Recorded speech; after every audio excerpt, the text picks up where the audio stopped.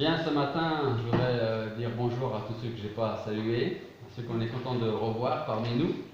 J'espère que vous avez tous passé une bonne semaine, au moins aussi bonne que la nôtre. Hein, je ne pas trop mal cette semaine. On va continuer avec l'évangile de Marc, et donc au chapitre 10. Nous allons passer du 9e. On n'a pas fini le 9e, mais vous allez voir pourquoi. Et là, on va aller en Marc chapitre 10, à partir du verset 17. Marc chapitre 10, à partir du verset 17. Mais avant de lire le passage, je voudrais vous poser une question. Est-ce qu'il vous est déjà arrivé, avant d'être réellement sauvé, de penser que vous pouviez gagner le ciel par vous-même, par vos actions, par votre vie plus ou moins droite et correcte? Ça vous est déjà arrivé?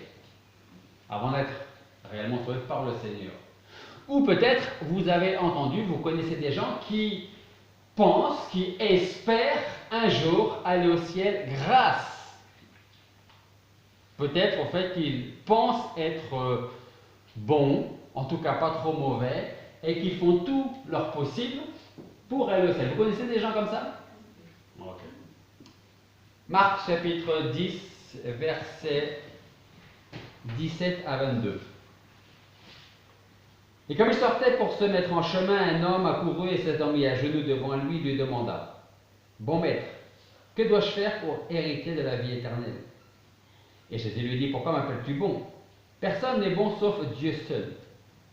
Tu connais les commandements. Ne commets pas d'adultère, ne tue pas, ne dérobe pas, ne dis point de faux témoignages, ne commets pas de fraude, honore ton père et ta mère. Il répondit: Maître, j'observais toutes ces choses dès ma jeunesse. Et Jésus, jetant les yeux sur lui, les mains, et lui dit: Il te manque une chose, va, vends tout ce que tu as et donne-le aux pauvres, et tu auras un trésor dans le ciel. Après cela, viens, suis-moi en te chargeant de la croix. Mais affligé de cette parole, il s'en alla tout triste, car il avait de grands biens. Prions. Père Céleste, nous voulons te remercier parce que tu nous fais la grâce d'être dans ta maison ce matin pour lire, pour étudier, et nous espérons pour retenir ta parole, Seigneur, afin de la mettre en pratique dans notre vie chaque jour. Merci pour ton salut que tu nous accordes en Jésus-Christ. Merci de nous avoir aimés au point de donner ton Fils sur la croix pour nous. Alors Seigneur, je veux te prier pour que tu nous prépares spirituellement, physiquement, à être attentif à ce que tu vas nous enseigner, être attentif à ta parole et à retenir ton enseignement. Et c'est en ton nom que nous te prions. Amen.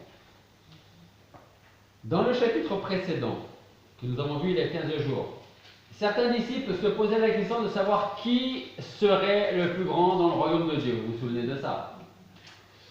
À la question, Jésus va répondre que celui qui veut être le premier, ou le plus grand, doit savoir être en fait le dernier et regarder les autres comme plus importants, supérieurs à soi-même.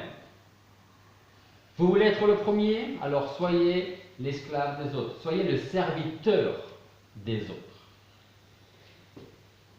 Un peu plus loin dans le chapitre 9 et jusqu'au début du chapitre 10, Jésus dira qu'il faut ressembler aux enfants pour recevoir le salut. Par exemple, en Marc chapitre 10, versets 14 et 15, nous lisons: Et Jésus, et je vais un peu plus loin, leur dit: Laissez venir à moi les petits enfants et ne les en empêchez pas, car le royaume de Dieu est pour ceux qui leur ressemblent. Verset 15. Je vous dis en vérité que quiconque ne recevra pas le royaume de Dieu comme un petit enfant n'y entrera pas. Bon, premièrement, qui sera le plus grand? Tu veux être le plus grand? Tu veux en tout cas être le premier? Alors commence par être le dernier. Commence à servir les autres plutôt qu'à chercher à être servi. Premièrement, première chose. Deuxième chose, et ça fait partie du témoignage, comme on a vu ce matin, je ne comprends pas tout. C'est trop compliqué quand on témoigne à quelqu'un. Voilà notre exemple de verset qui nous dit qu'il faut être comme un enfant, pas forcément savoir toutes choses, mais plutôt accepter les choses. Et là, le Seigneur nous dit, si vous ne devenez pas, si vous ne ressemblez pas dans la simplicité à un enfant, le royaume de Dieu ne sera pas pour vous. Parce que vous allez vous casser la tête à chercher pourquoi, comment, mais si je fais ceci, si je fais ça, et si je ne fais pas ça, qu'est-ce qui va m'arriver? Un enfant ne se pose pas autant de questions. Quand un enfant a confiance en son père, en sa mère, l'enfant va dire, ok, papa, maman me l'a dit, donc c'est vrai, je le crois. C'est pour ça que j'ai sauté cette partie-là, et qu'on va venir maintenant avec les versets 17 à 22. Et nous allons voir à travers cette rencontre entre Jésus et le jeune homme riche. Alors, je fais une petite parenthèse pour vous dire qu'on ne va pas en parler que ce matin. On va en parler la semaine prochaine et on risque d'en parler dans 15 jours encore. Parce qu'il y a tellement de choses à dire dans ce passage que ça va prendre un petit peu de temps. Okay?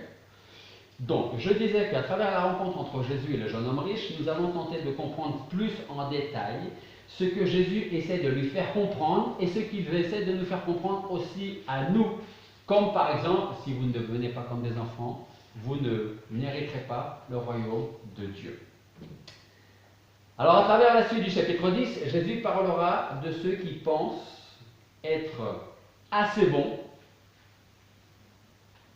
pas trop mauvais, pour hériter le salut et le pardon de Dieu, autrement dit, le royaume de Dieu, autrement dit, une place auprès de Dieu un jour. Et Jésus va faire comprendre au jeune homme riche que son réel problème n'est pas ses richesses, mais le fait qu'il pense être bon. Et tant que quelqu'un pensera être assez bon pour pouvoir aller au ciel, ça reviendra parmi les points qu'on a vus dans l'étude de ce matin, j'ai pas besoin d'un sauveur. Si on pense être assez bon, alors on peut penser être assez bon pour aller au ciel. Mais si nous pensons être assez bon, alors nous pensons aussi, même inconsciemment, que, puisque je suis bon, je n'ai pas besoin d'un sauveur. Donc on va voir notre discussion entre le Seigneur et le jeune homme riche. Je vous ai posé la question tout au début que peut-être vous, dans le passé, vous pensiez devoir faire de bonnes choses pour gagner les faveurs de Dieu.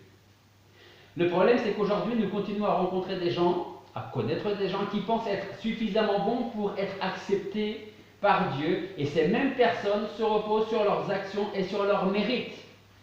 Beaucoup font, vous l'avez peut-être remarqué autour de vous, beaucoup font une profession de foi, c'est-à-dire je reconnais que Jésus est mon Seigneur et Sauveur et qu'il m'a sauvé, mais pourtant ils continuent de vivre comme si rien ne s'était passé dans leur vie. Alors pour comprendre réellement les paroles de Christ, on va revenir aux versets 17 et 18. Comme il sortait pour se rendre en chemin, un homme accourut et s'étant mis à genoux devant lui, lui demanda, bon maître, que dois-je faire pour hériter de la vie éternelle? Et Jésus lui dit, pourquoi m'appelles-tu bon? Personne n'est bon sauf Dieu seul. Alors pourquoi, à votre avis, le Seigneur lui répond, il n'y a que Dieu qui est bon? Est-ce que le Seigneur est en train de dire, non mais moi je ne suis pas bon? Non. Parce qu'en fait, pour le jeune homme riche, Jésus était un rabbin bon, ou un bon rabbin, quelqu'un d'exemplaire. Et donc, cet homme ne voit que Jésus homme. Il ne voit pas Jésus Dieu. Il voit Jésus homme, et dans son esprit, il dit, lui cet homme est bon, donc moi aussi je pense être bon. Alors on va voir les atouts du jeune homme et ses problèmes.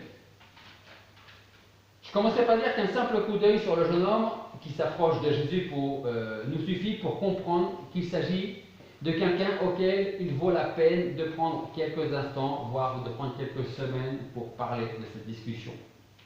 En d'autres termes, je vais vous poser une question. Si nous avions été présents au moment de la scène, on voit cet homme, ce jeune homme arriver vers le Seigneur, se mettre à genoux devant lui et lui poser la question. Peut-être que nous aurions pensé qu'effectivement, ce jeune homme est bon. Puisque le Seigneur nous dit, tu connais les commandements? Et puis il commence à citer quelques commandements. Et le jeune homme, qu'est-ce qu'il dit? Il dit, j'ai fait ça depuis que je suis tout petit, tout jeune. Je le fais. Donc si nous avions été là, à ce moment-là, qu'aurions-nous pensé de cet homme-là? Une autre question. Si nous étions à la place de Jésus. Mais en tant qu'homme, qu'aurions-nous pensé de ce jeune homme riche qui vient vers nous et qui se met à genoux devant nous? Tout d'abord, il aborde le Seigneur en le saluant avec beaucoup de courtoisie et allant même jusqu'à se jeter à ses pieds, il appelle bon maître. Il ne dit pas bon Seigneur, bon sauveur, bon maître de la loi.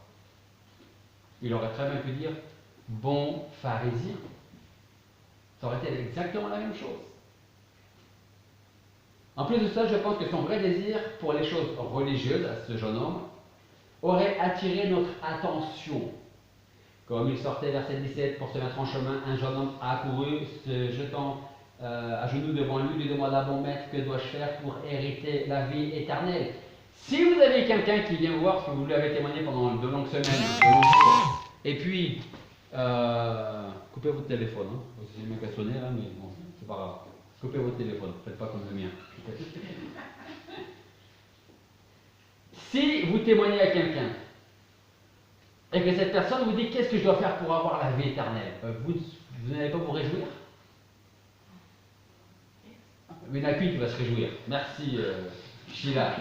Okay. On va se réjouir en principe. Si quelqu'un vient vous voir et vous dit: qu'est-ce que je dois faire, que j'ai réfléchi à ce que tu m'as dit, qu'est-ce que je dois faire alors pour avoir la vie éternelle, vous allez vous réjouir et vous allez lui expliquer ce qu'il doit faire.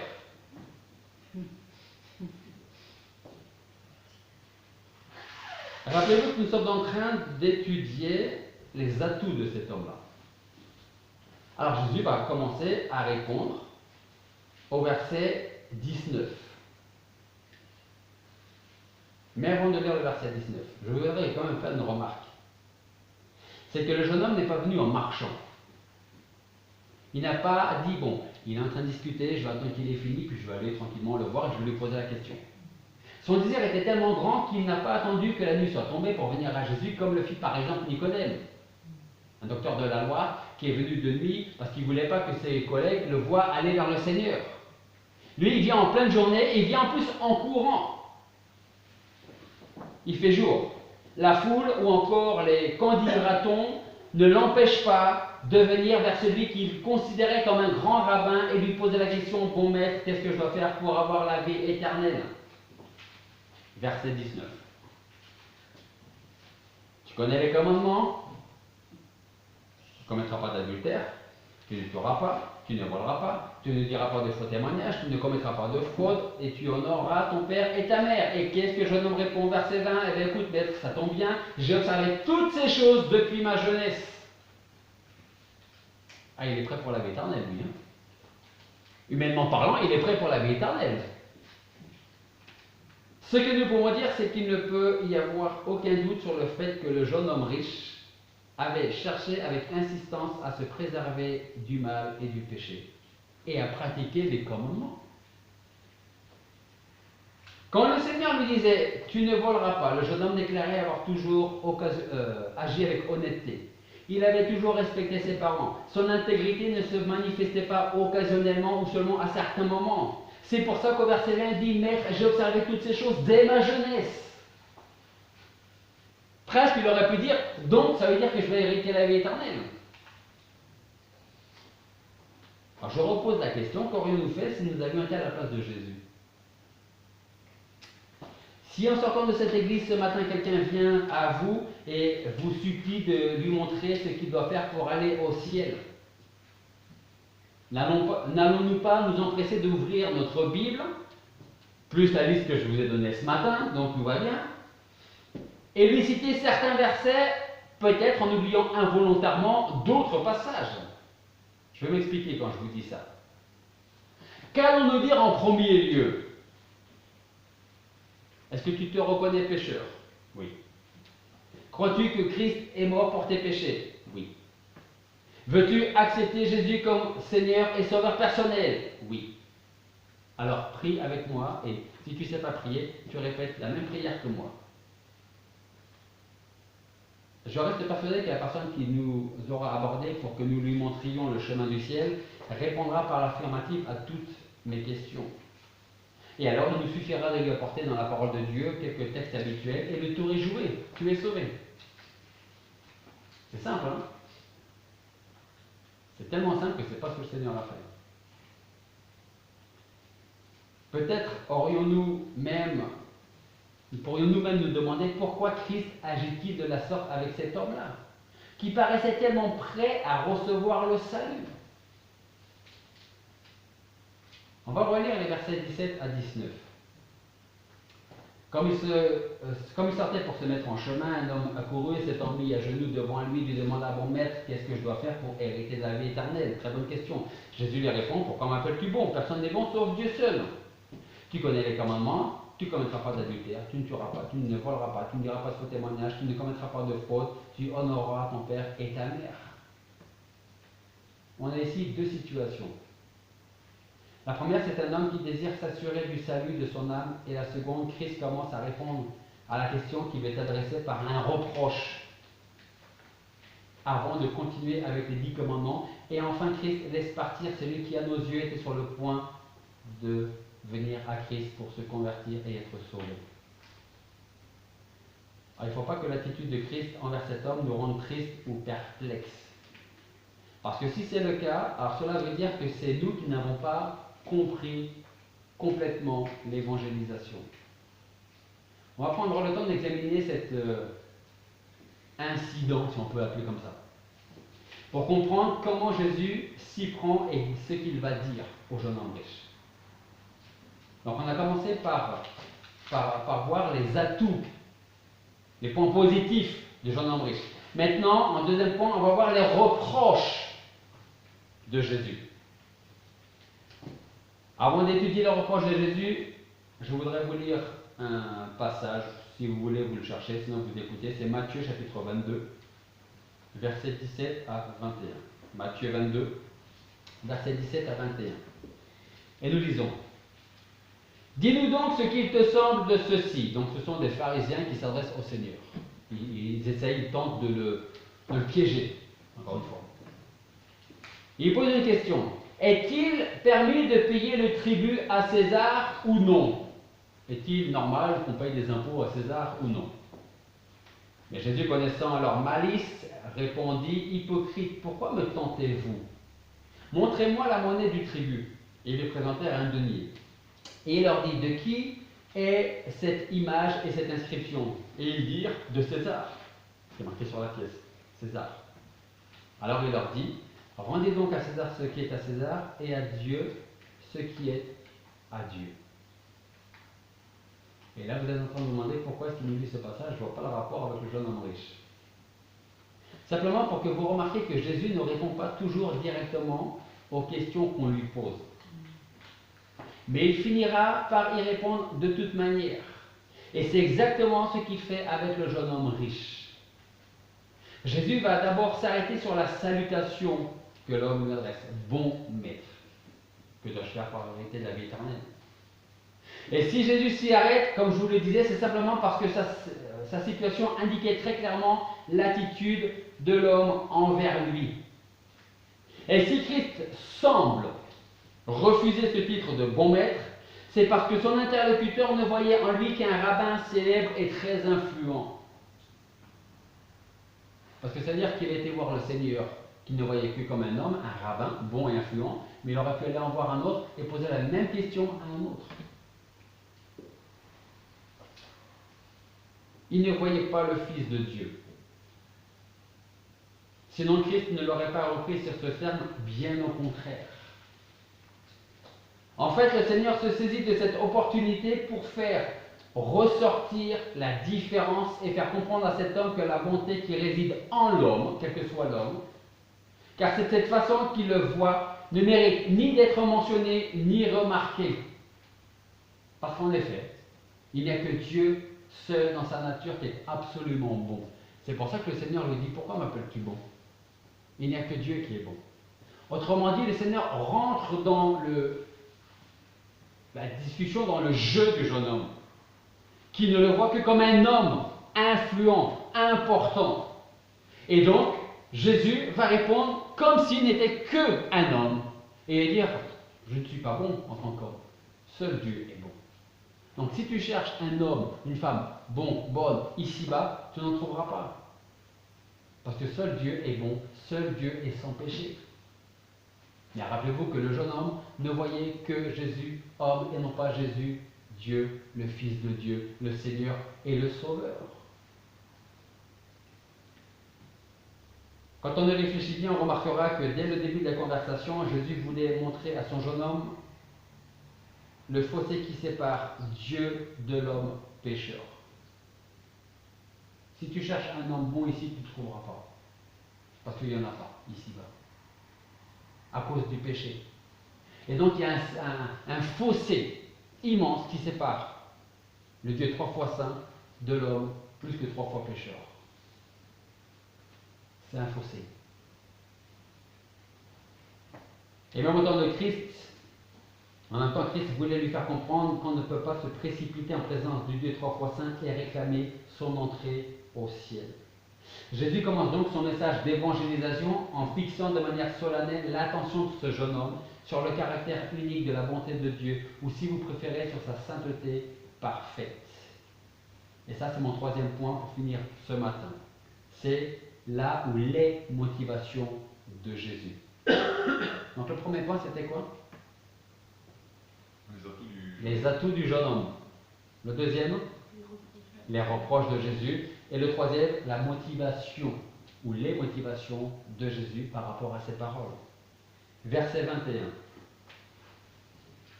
Jésus, jetant les yeux ou les regards sur lui, l'aima et lui dit, il te manque une chose. Va, vends tout ce que tu as, donne-le aux pauvres et tu auras un trésor dans le ciel. Après cela, tu viens, tu me suis et tu te charges de ta croix.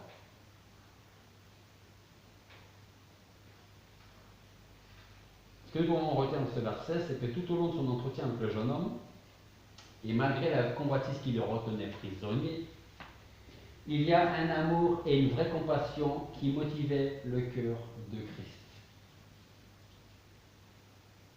Jésus, jetant les regards sur lui, l'aima.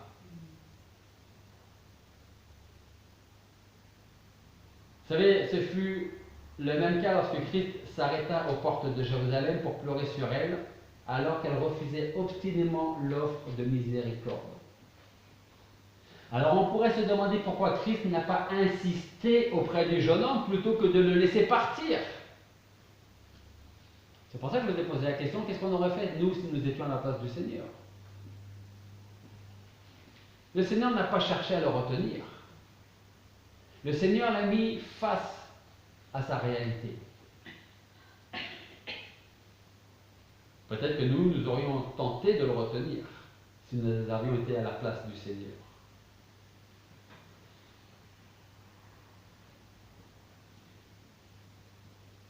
Ce qu'il y avait de plus présent, au plus profond de Christ, c'était un amour pour Dieu son Père qui surpassait toute autre chose. Et même si un désir intense d'amener les hommes au salut l'habitait, un autre désir plus important encore était de glorifier Dieu son Père dans les cieux. Et ça le motivait encore plus. Il est très clairement indiqué partout dans les évangiles combien le but premier de Jésus était d'accomplir la volonté de celui qui l'a envoyé sur la terre. Et de faire connaître sa gloire parmi les hommes. Nous lisons en Hébreux chapitre 10, verset 7, « Voici, je viens, ô Dieu, pour faire ta volonté, comme cela est écrit de moi dans le rouleau du livre. » Au cours de son ministère, il répéta à plusieurs reprises aux Juifs qui voulaient bien l'entendre et qui l'entouraient, « Celui qui m'a envoyé est avec moi et le Père ne m'a point laissé seul parce que je fais toujours ce qui lui est agréable. » Alors qu'il était sur le point d'être arrêté pour être mené au calvaire, il dit encore, « Je t'ai glorifié sur la terre, j'ai achevé l'ouvrage que tu m'as donné à faire. » Alors vous savez ce que je crois? On ne devrait jamais oublier les paroles de Christ qui dit « Je fais toujours ce qui est agréable à Dieu. » Parfois, notre problème, c'est qu'on va, consciemment ou inconsciemment, chercher à faire plaisir à la personne à qui on témoigne, et on lui fait croire qu'elle est vraiment sauvée alors qu'elle ne l'est pas. Je discutais avec quelqu'un dans une église, pas très loin, un peu plus dans le nord ou je crois là. Il y a certainement un jeune homme dans une église, dans cette église, qui est plein de zèle, mais un très mauvais zèle. Parce qu'il a reçu une espèce de formation qui vient outre-Atlantique pour sauver les gens dans la rue avec juste quelques lectures. La Bible dit que tu es pécheur. Est-ce que vous pensez que vous êtes pécheur? C'est-à-dire, est-ce que vous avez déjà menti, volé, triché? Oui. Si on veut être honnête avec nous-mêmes, on est obligé de dire oui. Okay? La Bible, donc, ça dit, vous pouvez être sauvé grâce à Jésus. Est-ce que vous le croyez? Oui. Alors priez après moi, et il prie, et la personne dit, c'est bon, tu es sauvé. Il laisse partir la personne. Et on va dire à la personne, tu es sauvé. Mais on ne l'invite pas à venir à l'église. On ne l'invite pas à lire la parole de Dieu. On ne l'invite pas à suivre le Seigneur tout au long de sa vie. Mais vous savez, avec cette manière de faire, on peut sauver des centaines et des centaines de personnes chaque semaine. Hein. Mais si c'est pour les laisser dans la nature et que dès le lendemain ou même 1 heure plus tard, on a déjà oublié ce qu'on a fait 1 heure plus tôt, il est où le salut là? Il n'y en a pas. Le Seigneur dit, je fais toujours ce qui est agréable à Dieu. C'est-à-dire, je fais toujours ce que Dieu attend de moi. Qu'est-ce qu'il en est de nous aujourd'hui? Est-ce que nous vivons en cherchant à être agréables à Dieu, qui nous a sauvés par Jésus-Christ, et à faire ce que Dieu nous demande de faire? On va s'arrêter là ce matin. Vous avez peut-être pensé que c'est un peu bizarre de s'arrêter comme ça. Ne vous inquiétez pas, toute la suite arrive à partir, Dieu voulant, de la semaine prochaine. Et on va continuer à étudier le jeune homme riche et les paroles du Seigneur Jésus-Christ. Prions.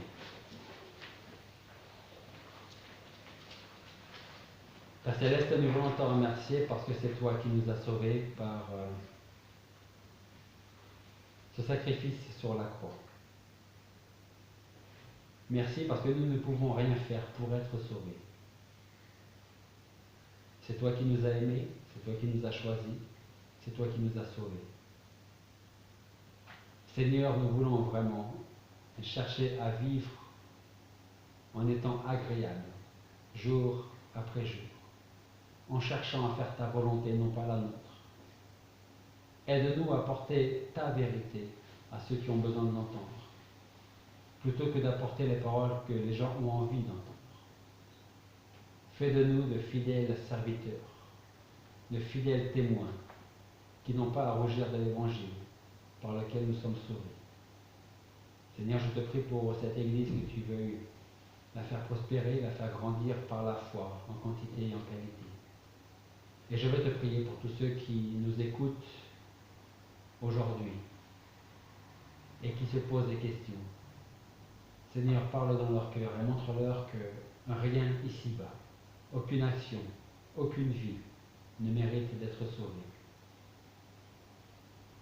C'est seulement par Jésus-Christ que nous pouvons hériter de ton royaume. Alors Seigneur, change les cœurs, change nos cœurs, comme nous l'avons chanté, afin de t'être agréable en toutes choses. Et sans ton nom, nous te prions. Amen.